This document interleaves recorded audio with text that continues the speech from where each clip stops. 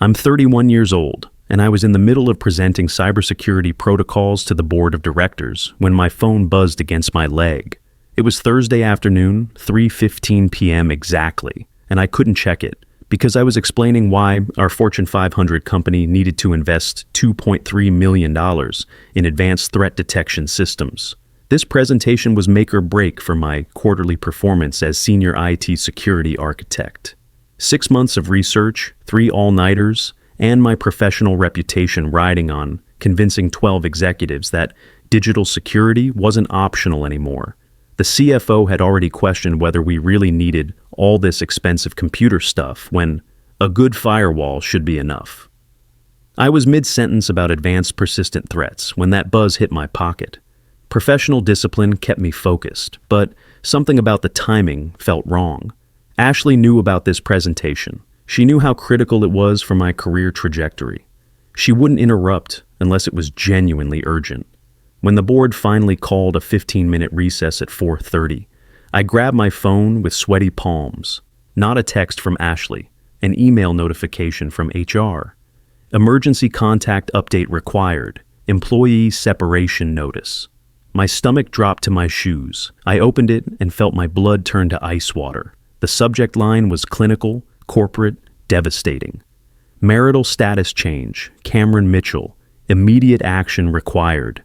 To all relevant departments, please be advised that Ashley Mitchell and Cameron Mitchell are currently in a temporary separation period. Effective immediately, please update emergency contact information and remove spousal authorizations from the following accounts: health insurance, policy RHC 7749, 401k, beneficiary designation, corporate credit card, authorized users, executive parking validation, and employee family event notifications. Please process these changes within 24 hours per company policy. Contact HR with questions. Ashley Mitchell, Corporate Communications Manager, Henderson and Associates. The email was sent at 3:15 p.m., the exact moment I was explaining threat vectors to the board. While I was discussing corporate vulnerability assessments, my wife had announced our marital status to my entire company's HR department, finance team, executive staff, and probably half the building's gossip network. Not, I think we should separate, or can we discuss some space? This was a corporate announcement, past tense, already processed, while I was 900 miles away in Chicago, closing the biggest security deal of my career.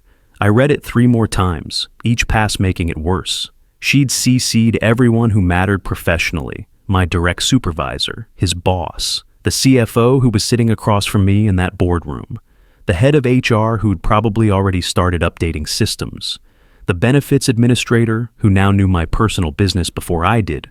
Ashley worked as corporate communications manager at Henderson and Associates, our main competitor in the cybersecurity consulting space. She knew exactly how damaging a company-wide separation announcement could be to someone's professional reputation. She knew corporate culture. She knew office politics. She knew this would follow me into every meeting, every performance review, every promotion consideration. This wasn't emotional. This was strategic. I typed back one line, acknowledged, "Thank you for the notification." Professional, cool. Giving nothing away to the executives who were probably already discussing my personal distractions in hushed tones by the coffee machine.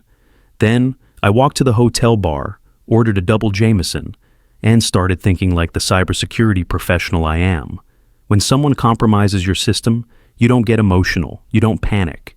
You document everything, trace the breach, identify the attack vector, and execute methodical countermeasures. First step, assess the damage. I pulled out my phone and started scrolling through the company directory. 47 people had received that email. Finance, HR, executive leadership, department heads. Everyone who could influence my career trajectory now knew my wife had unilaterally announced our separation during my biggest professional presentation of the year. Second step, gather intelligence. We'd been married 3 years, living in my downtown condo for the past 18 months. The lease was solely in my name, no joint ownership, no shared mortgage. She contributed to utilities through direct transfers to my account. But legally, She was a resident guest, not a tenant. Third step: research legal options. I opened my laptop right there at the bar and started digging into Illinois tenant law, corporate separation procedures, digital evidence collection protocols, documentation requirements for asset protection. The presentation was tomorrow morning. If I bombed it because everyone knew about my personal drama, I'd lose the contract and probably derail my promotion track to senior director. But if I could compartmentalize this, treat it like any other security breach, I might salvage both the deal and my reputation. I pulled up Ashley's LinkedIn profile, updated 37 minutes ago, relationship status removed, professional headshot replaced with a new photo from last weekend. She was already rebranding herself as single and available. Then I did something she probably didn't expect from her methodical IT security husband. I logged into our shared iCloud account and started downloading digital evidence. 3 months of text message backups, email forwards, photo metadata, location data. Legal in Illinois when it's a shared account with joint access. Her messages with her sister Rachel told me everything I needed to know about the real motivation behind this corporate announcement. David Patterson is speaking at the Henderson Corporate Retreat next weekend. I need to be professionally available to network with him. Remember David, my old supervisor who started that fintech company, TechFlow Solutions? He's worth like $50 million now and just got divorced. Cameron would never understand the networking opportunity. He's so focused on his boring security protocols and doesn't get corporate relationship building. I'm telling HR we're separated so I can attend the retreat solo. More professional flexibility that way. Can't have Cameron there asking technical questions and making me look like I need hand-holding. David Patterson. I remembered him now. Ashley's former supervisor before she switched companies 2 years ago. Recently divorced, according to these messages. Scheduled to keynote the Henderson Associates Corporate Retreat, where all the major clients and industry leaders would be networking. Ashley wanted to appear single and available for professional reasons. She wanted to network with her wealthy ex-supervisor without the complication of a husband. She wanted to test the waters, and she'd use my company's HR system to make it official. I finished downloading everything that mattered. Text threads going back 3 months, email forwards to personal accounts, Venmo transaction histories, even her fitness app location data showing where she'd been during late client meetings that coincidentally ended near David Patterson's office building. Digital Forensics 101. Preserve evidence before the subject realizes they're compromised. The deeper I dug, the clearer the pattern became. Ashley had been planning this separation announcement for weeks. She'd researched Henderson's corporate retreat schedule, confirmed David's keynote speaking slot, and strategically timed her HR email to coincide with my Chicago presentation. Maximum professional damage, minimum immediate confrontation. She'd even practiced the language. Draft emails saved in her personal Gmail account, testing different phrases. Temporary separation, tested better than marital break with her sister Rachel. More professional sounding, less dramatic, easier for corporate contacts to process without awkward questions. But here's what she didn't calculate. I'm a cybersecurity professional. I document everything. I analyze attack patterns. I prepare countermeasures. I opened a new Excel spreadsheet and started building what I call a threat assessment matrix. Every piece of evidence cataloged with timestamps, source documentation, and legal implications. Text messages sorted by date and relevance. Email metadata preserved with full headers. Financial transactions cross-referenced with her calendar entries. 3 hours of methodical data compilation revealed the complete scope of her operation. This wasn't impulsive. This was premeditated corporate relationship sabotage designed to create maximum professional flexibility while keeping me as a backup option. Friday morning, I called my building's property management from the hotel. Lobby, professional voice, technical questions, no emotional indicators. This is Cameron Mitchell in Unit 2847. I need legal clarification about my lease agreement. My wife has been living here, but she's not on any official documentation. If we separate, what's the proper procedure? Is she paying rent directly to us or through you? Everything goes through my account. Utilities, fees, everything. Then she's classified as a resident guest, not a tenant. You want her to leave, you give written notice. She refuses. That's trespassing. Need it documented for legal purposes? Send an email to our legal department with 48-hour notice requirement. What about belongings and personal property? Reasonable time to collect belongings. Usually 24 to 48 hours is considered adequate. After that, abandoned property can be disposed of according to building policies. Appreciate the clarification. I'll follow proper procedures. Perfect, clear legal framework, documented process, no gray areas. I finished the presentation Friday afternoon and absolutely crushed it. 12 board members approved the $2.3 million security upgrade unanimously. The CFO even pulled me aside afterward to mention my exceptional composure under difficult circumstances. Apparently, word about the HR email had made its rounds, but my professional handling of the situation had impressed the executive team. Sometimes the best revenge is superior performance when people expect you to crumble. The flight back to Chicago, Saturday morning, gave me 3 hours to finalize my response strategy. I'd learned from analyzing corporate data breaches that successful damage control requires 3 elements: speed, documentation, and clear communication. Ashley's separation announcement had been distributed. The damage was done professionally, but I could control the narrative moving forward by executing a clean, legal, and thoroughly documented countermeasure. I landed at O'Hare at 11:30 a.m. Ashley's location data showed her at Rachel's house in Lincoln Park, probably briefing the family on her brilliant corporate maneuvering. Perfect timing for uninterrupted operational execution. I spent 4 hours methodically packing her belongings with the same precision I'd use for evidence collection in a corporate security breach. Every item photographed before boxing, timestamped documentation for each container, inventory lists with detailed descriptions. Nothing damaged, nothing missing, everything preserved exactly as found. Her clothes filled 6 boxes, shoes and accessories filled 2 more. That collection of decorative throw pillows that made my minimalist condo look like a Pottery Barn showroom filled another box. Her expensive skincare products that cost more than my quarterly IT certification budget filled a small container. I documented everything with photos and videos. Chain of custody preserved. Legal compliance maintained. If this ended up in court, I'd have irrefutable evidence that all personal property had been carefully preserved and made available for collection. The locksmith arrived at 3:00 p.m. sharp. Elite Security Solutions, the same company we recommended to corporate clients for physical access control. 280s to install new electronic locks with smartphone app integration and access logging capabilities. You want the premium package with mobile notifications and entry logging? Absolutely. I need to know exactly when someone attempts access.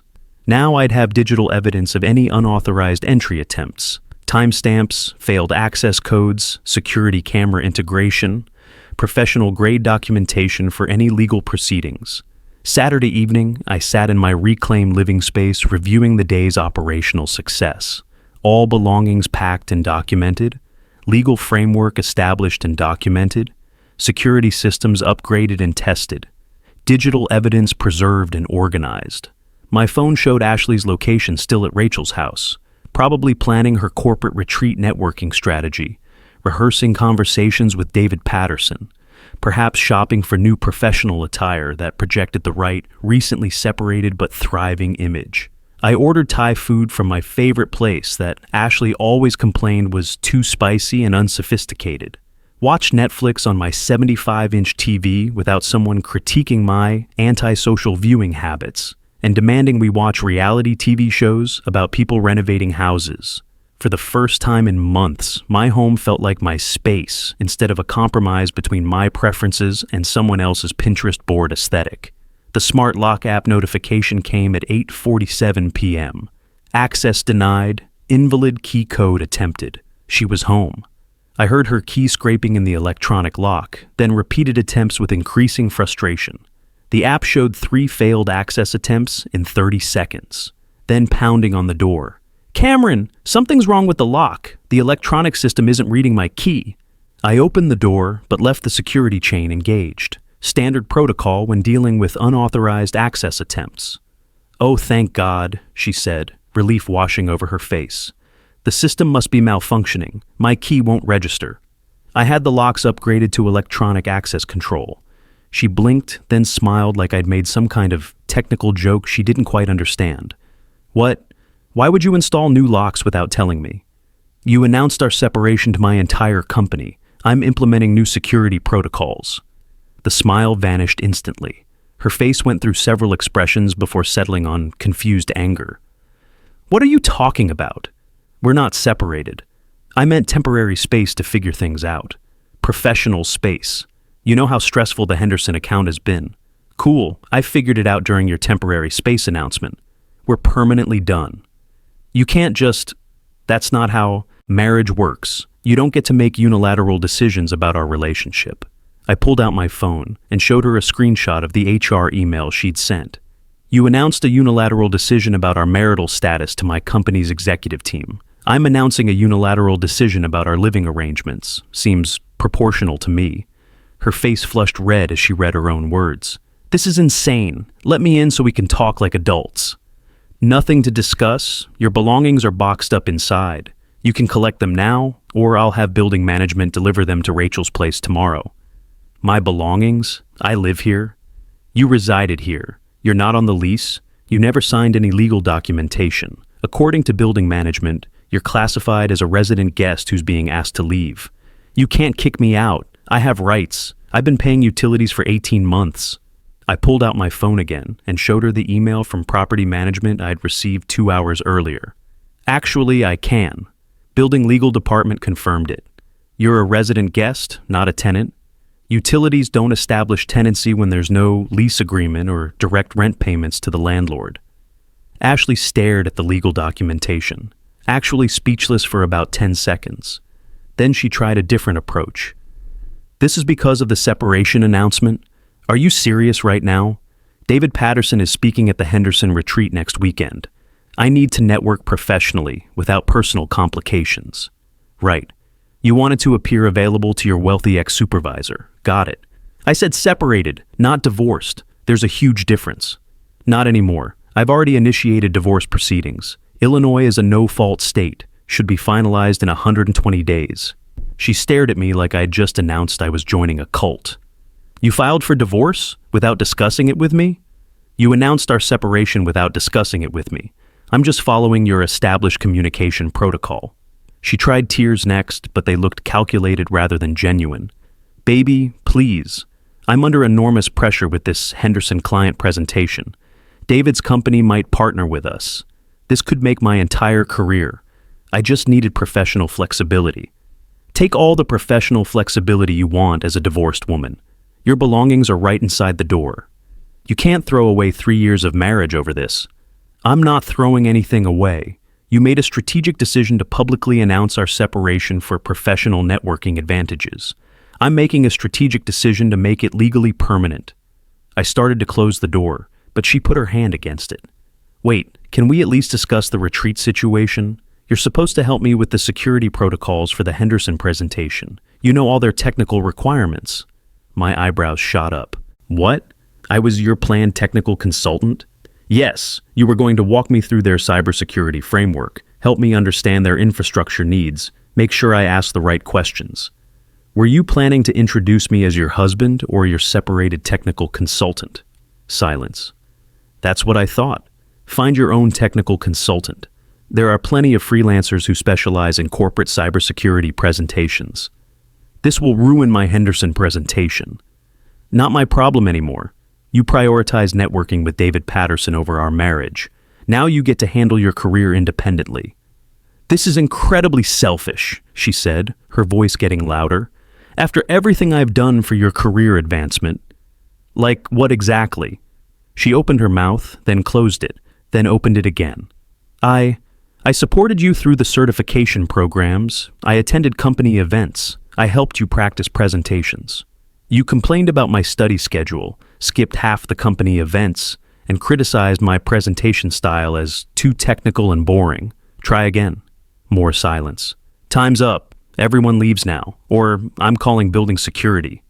Ashley grabbed items from the boxes stacked by the door.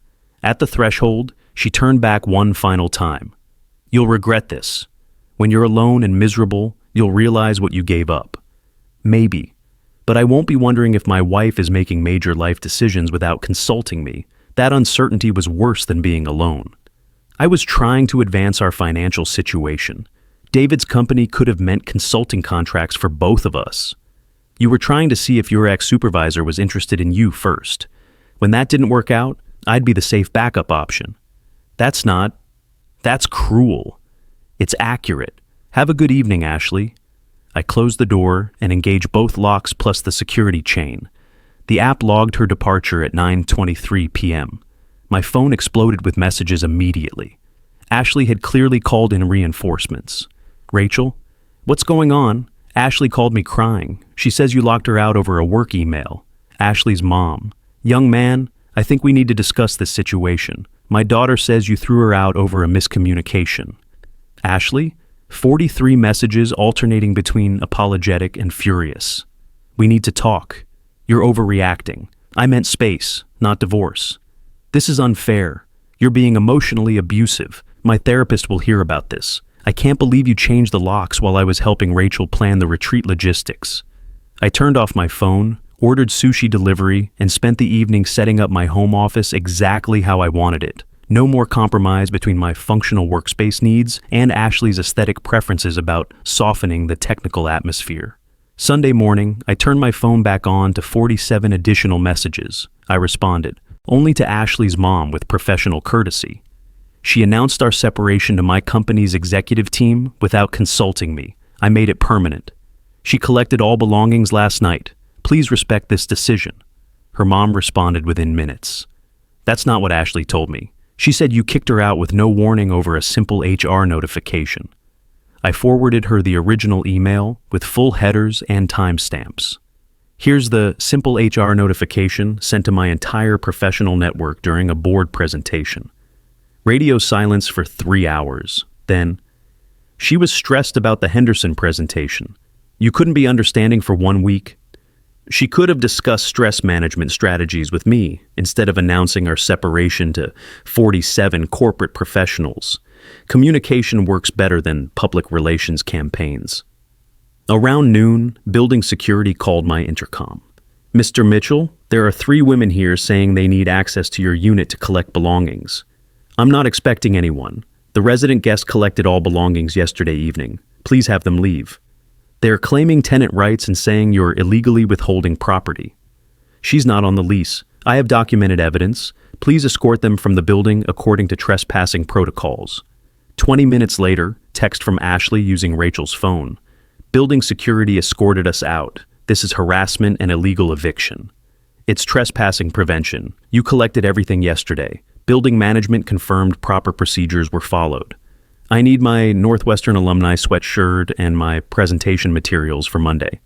I checked the apartment thoroughly. The Northwestern sweatshirt was hanging in the closet where she'd left it 3 weeks ago. Presentation materials were in a folder on the kitchen counter. She just wanted another opportunity for negotiation. 4 nice p.m., 15 minutes to collect forgotten items. Final collection opportunity. 15 minutes isn't enough time to look through everything properly.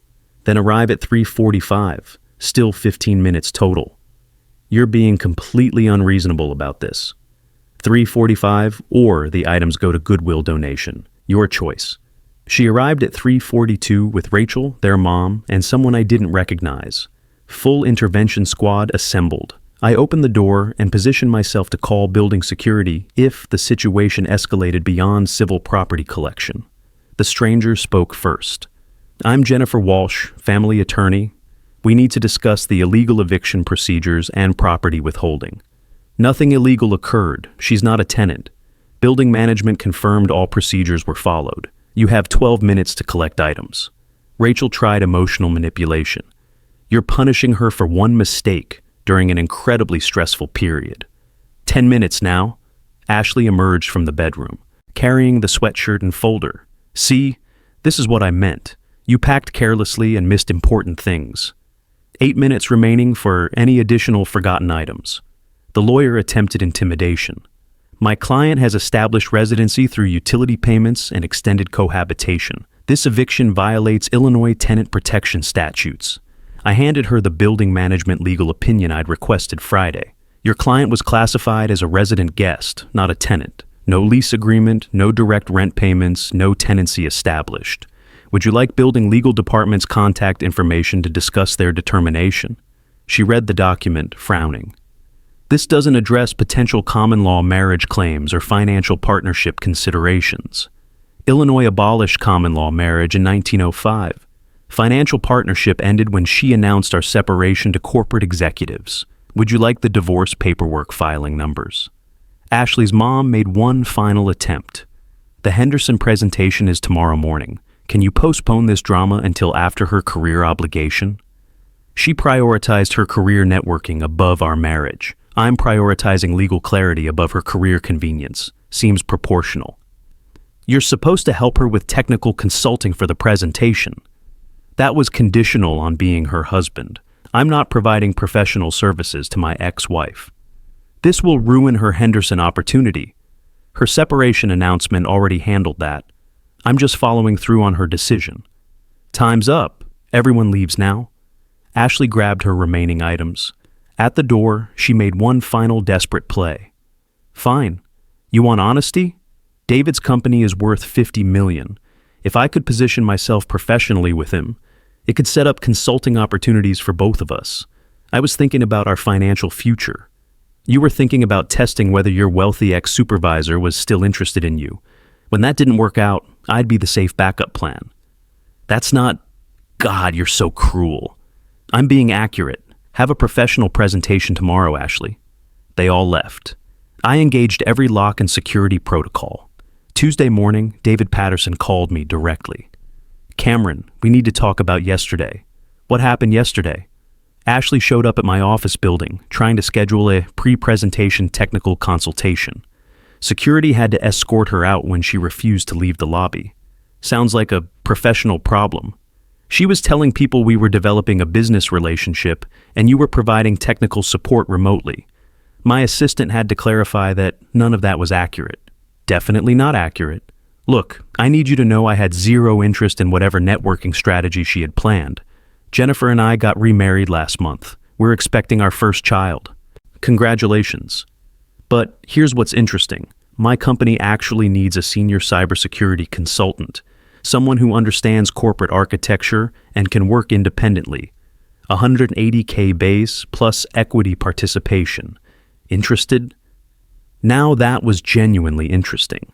4 months later, I was sitting in the executive conference room at TechFlow Solutions, reviewing our $150K cybersecurity assessment contract with David Patterson's team. The irony wasn't lost on me.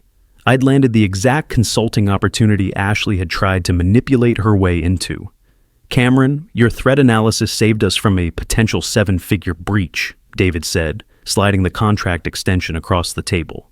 We want to retain your firm for ongoing security architecture, $200K annually plus equity participation. My firm, Mitchell Richardson. Security consulting had launched 6 weeks after Ashley's spectacular professional meltdown became industry gossip. Olivia Richardson had approached me at a cybersecurity conference where I was presenting the TechFlow case study. I heard about your situation, she'd said over coffee. Ashley's Henderson presentation disaster is still circulating on LinkedIn as a cautionary tale about unprofessional networking behavior. Olivia was everything Ashley wasn't: direct, competent, and collaborative. She owned Richardson Business Development, specializing in corporate relationship management for tech consultancies. We'd worked together on 3 previous projects when I was still married, always professional, always results-focused. What kind of partnership are you thinking? I'd asked.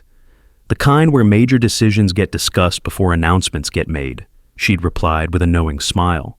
That conversation led to our LLC filing, joint business development strategy, and a professional partnership built on mutual respect rather than hidden agendas. As for Ashley's aftermath, the corporate communications industry is smaller than people think. Henderson and Associates terminated her 3 days after the retreat presentation disaster. Word was she'd spent the entire networking reception following David around, introducing herself to his contacts as his potential business partner, and cornering his wife Jennifer in the bathroom to discuss professional opportunities. Jennifer had been 8 months pregnant at the time. The image of Ashley harassing a heavily pregnant woman to get access to her husband's business network became industry legend. Rachel stopped speaking to her after client feedback revealed Ashley had name-dropped family connections during the Henderson presentation, implying Rachel's marketing firm was aligned with her consulting proposals. Rachel's company had to issue public clarifications that damaged several client relationships. The restraining order hearing was last month. Ashley showed up with a public defender and a folder of printed LinkedIn screenshots she claimed proved I'd stolen her professional opportunities. I showed up with documented evidence of trespassing attempts, unprofessional workplace stalking, and testimonials from David, Jennifer, and Henderson & Associates HR department. Judge Martinez granted a 1-year restraining order without hesitation. Ms. Mitchell, attempting to enter someone's residence with an unauthorized key constitutes breaking and entering. Following former supervisors to their office buildings constitutes workplace harassment. This court finds clear evidence of escalating inappropriate behavior. Ashley's currently living with her parents in suburban Naperville, unemployed, after being blacklisted by 3 major corporate communications firms. Her LinkedIn profile lists her status as seeking new opportunities in strategic communications, but industry contacts tell me she's basically unemployable in Chicago corporate circles. David and Jennifer sent a baby announcement last week. Healthy daughter, born November 15th. Beautiful family photo, genuine happiness. Ashley was definitively not part of their networking circle. My relationship status on LinkedIn now says business partner next to Olivia's name. We're taking everything professionally first, personally second, but there's definitely potential for something more comprehensive when we're ready. For everyone who asks if I regret handling this situation with methodical precision instead of emotional reconciliation, absolutely not. When someone makes unilateral decisions about your marriage to facilitate networking with wealthy ex-supervisors, believe their priorities. When someone wants to appear single for professional advancement while keeping you as emotional security, let them discover how insecure that strategy actually is. Ashley wanted to announce a separation to optimize her networking opportunities. I filed for divorce that same week. Her algorithm worked perfectly. Everyone knew we were available. The market just evaluated our respective value propositions and chose accordingly. She's still seeking new opportunities. I'm building a 7-figure consulting firm with a partner who understands the difference between collaboration and manipulation. That's the difference between partnership and exploitation. Ashley learned it the expensive way,